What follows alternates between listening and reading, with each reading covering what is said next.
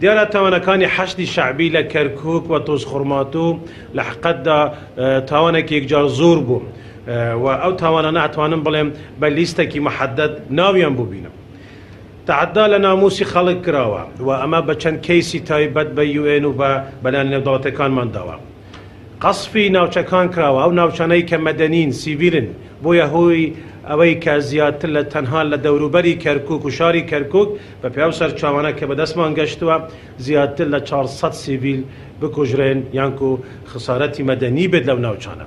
لە تۆزخورماتوو تا 200 کەس تەوەقعاتی ئێمە خەڵکی سیڤیلی مەدەنی کە کوژراون لەلایەن هێزە کە خۆی لە خۆیدا مؤسسەیەکی فەرمی عێراقی نیە.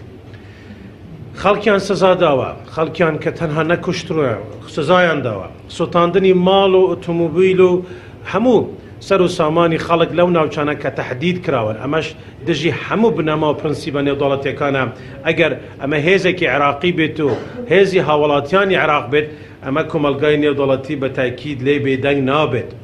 ڕوخاندنی خانووەکی زۆر لە کەرکووک وارووا لە ناوچەکانی تر بە تایبەتی لە کەرکووک و تۆزخورماتوو.